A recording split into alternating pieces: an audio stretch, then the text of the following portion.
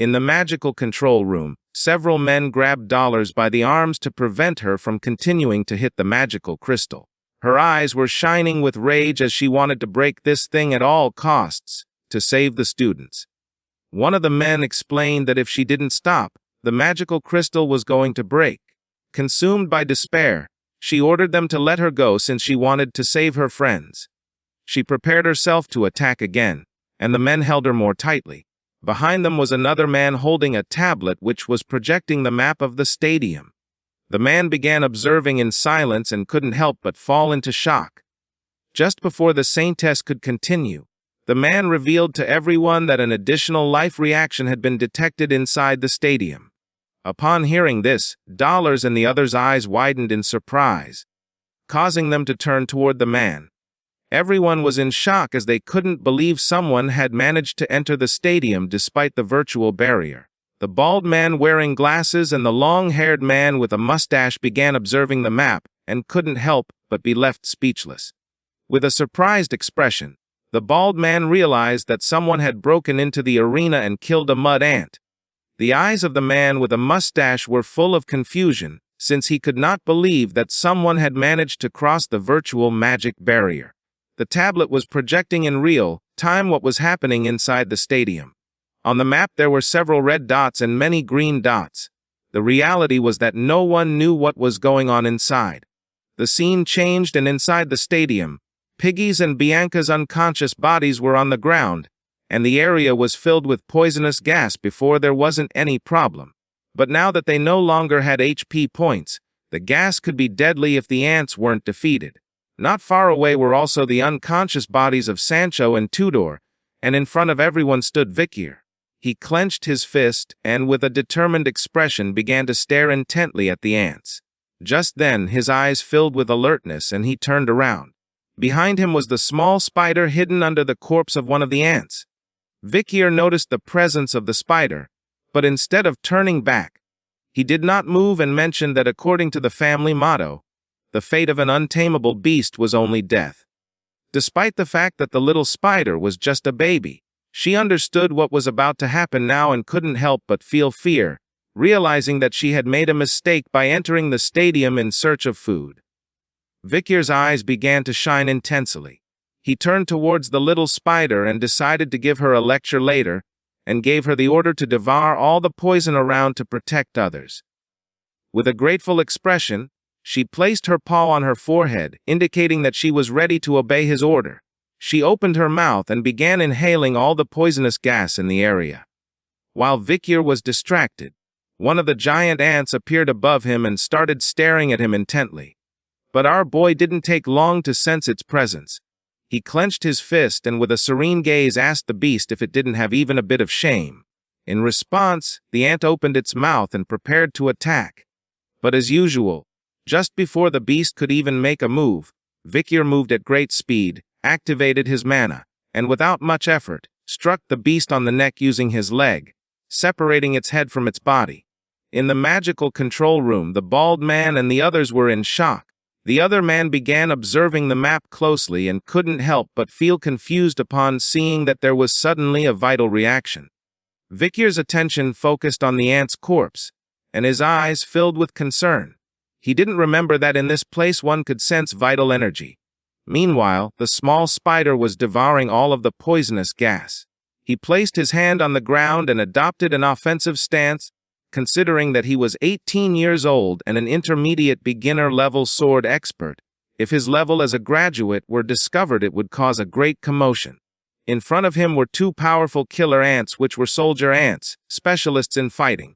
One of them had a risk level of B claw, and the other had a C. Vikier began to observe the ants carefully, realizing that these fictitious golems had been made to look exactly like real monsters. Not far from him was Sancho unconscious on the ground. Vikier approached him and grabbed his axe firmly. Then he picked up all the others' weapons. Now he carried Bianca's bow, Tudor's spear, and Piggy's sword on his back. His eyes were full of determination. He began to stare intently at the ants and came to the conclusion that if he used the strategy of the killer ants he had known in his previous life, he would be able to face them as if he were an advanced sword expert. His gaze fixed on the ant's neck. The weak point of these beasts was the dorsal cover, which was the connection between the head and thorax. Just before the ants could attack, Vikier wrapped Sancho's axe with mana and hurled it forcefully toward the ant. The axe began spinning at great speed and struck hard against the beast's dorsal cover, causing it terrible pain. Barboy began to gaze at the ground and remembered that in this part was located the biometric compass of the killer ants. Upon witnessing Vikier's terrible power, the ants couldn't help but feel fear, and their bodies began to tremble. Vikier moved at great speed, and using Sancho's axe he attacked 3 of the ants again on their dorsal cover.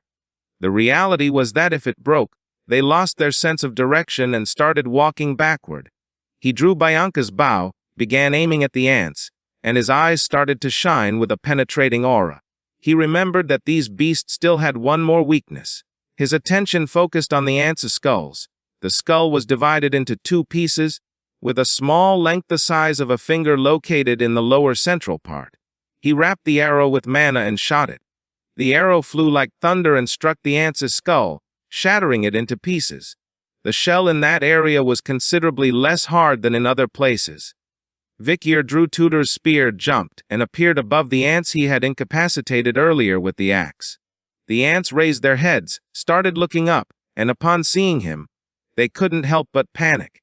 Vikier moved like lightning and first struck the beast's skulls, then attacked their necks, and finally cut off their legs. After attacking, he descended back to the ground, placed one hand on it, and began staring intently at the other beasts, ready to finish them all. But then something happened, and his eyes widened in surprise. He couldn't believe what his eyes were seeing. A shadow much larger than that of the other ants appeared above him. Vikier stood up and his attention was fixed on it. Despite being in front of the beast, he remained calm and began to observe with a curious gaze. A giant red ant appeared, its attention fixed on our boy, and its mouth watered. This was another one of the killer ants, more precisely a general ant, with a risk level of rank A. Upon seeing this, our boy dropped the spear to the ground and his attention was fixed on it. He was somewhat surprised to see that this monster was also in the exam. His eyes filled with emotion, causing a smile to appear on his face. He grabbed the hilt of Piggy's sword and slowly began to unsheath it. The curtain of poisonous gas had spread throughout the magical virtual barrier, making it impossible for the spectators to see what was happening inside. Everyone was silent, not knowing what was going on. All the students began discussing among themselves. Now nothing could be seen due to the poisonous fog.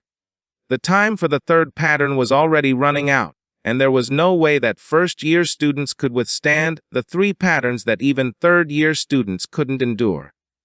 In the magical control room, one of the men who was monitoring the stadium went into shock.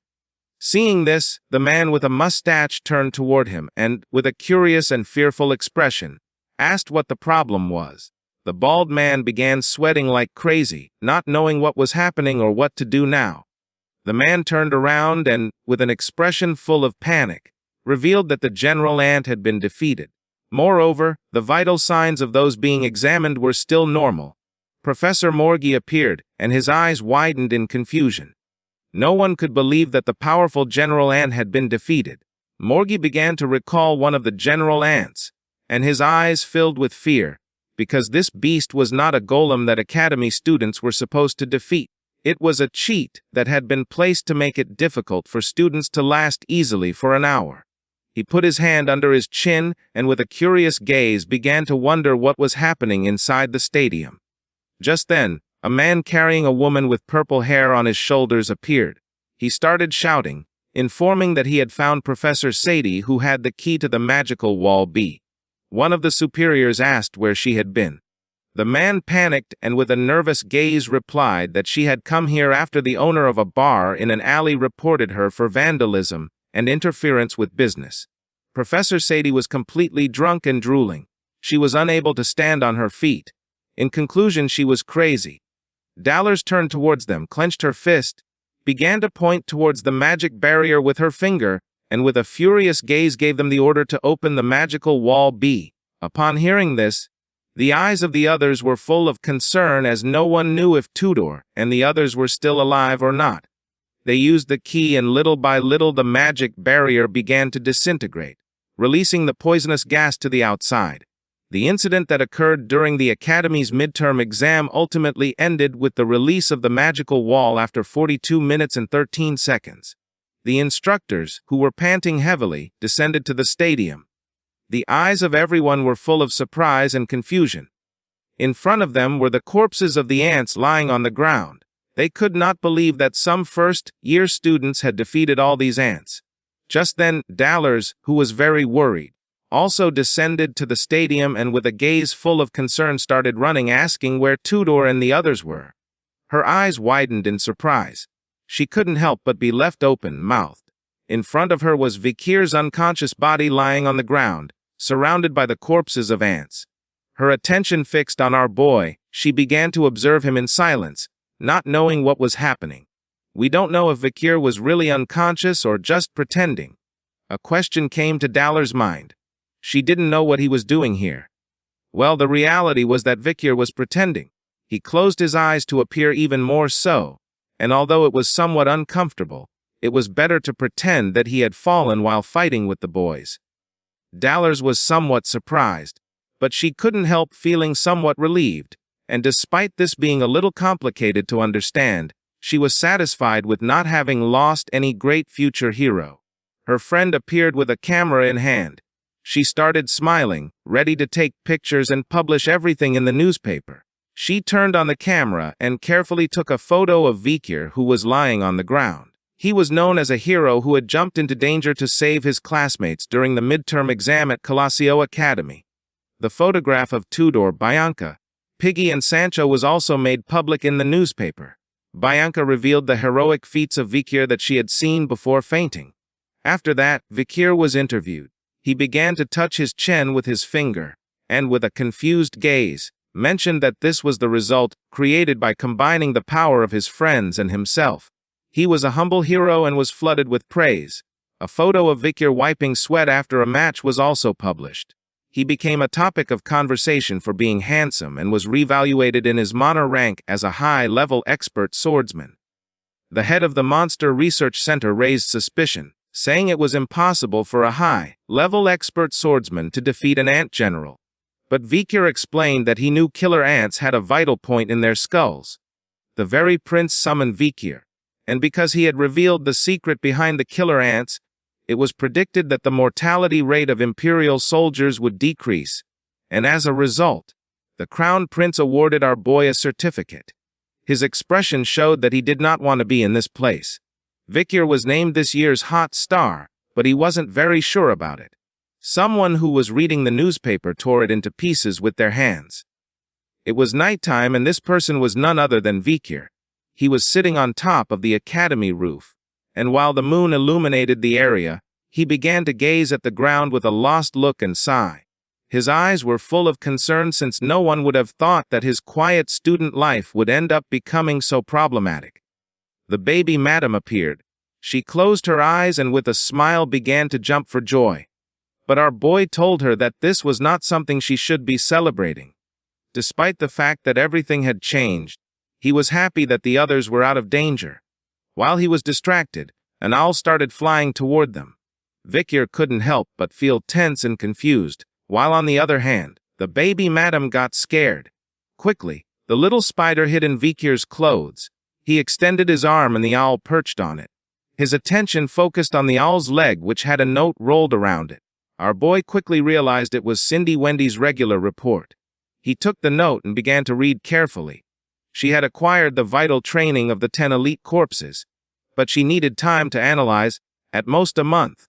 Regarding the Night Hound, imitators had appeared, one did it for glorification, and the intentions of the others were unknown. Osiris of the Baskerville family was far from the estate, and it was assumed that he was heading to the imperial capital. And last but not least, one of the first-year students at the academy was hiding their royal lineage. After delivering the message, the owl started flying away. Little baby madam re-emerged from our boy's clothing. Our boy's gaze fixed on the paper and his eyes widened with curiosity. He didn't know if she had found clues about the 10 elite corpses. Seeing that she was asking him to wait a month made it evident that she was approaching this matter cautiously. He began to remember when he had defeated the demon alongside Saintess Dollars. Better than anyone he knew that he had defeated it easily thanks to borrowing the power of the Saintess, but during the next month, he needed to diligently improve his skills. With a worried expression, he started imagining the Night Bloodhound. He was concerned about the matter of the Night Bloodhound before, but now there were imitators, and it would be bad if they drew attention from the palace or if their actions overlapped. He needed to investigate this as soon as possible. As for other news, his brother Osiris Le Baskerville, who had a piercing gaze, had left the family estate. Additionally, there was a member of royalty at the academy. While little baby Madam was hiding inside Vikar's neck, he began to imagine Cinderwindy giving a thumbs up with a smile. He hadn't asked her to do the fourth thing, so he didn't know why she had told him this. To him, she was a somewhat strange woman. To prevent the information from being revealed, using his hand, he burned the sheet. He didn't care about knowing it since it wasn't as if he were losing anything by knowing it. In the blink of an eye, the sheet turned to ashes and began flying with the wind. The wind directed the ashes to one side, and at that moment, a woman wearing a skirt appeared. She couldn't believe she had met the hero of the academy in a place like this. Upon hearing her voice, Vikar came out of his trance and fixed his attention on her. It was none other than Sinclair. While the sky was filled with stars, she began to show a smile. She closed her eyes and blushingly asked if this was what they called destiny. This is the end of the video. If you guys want to see the next part,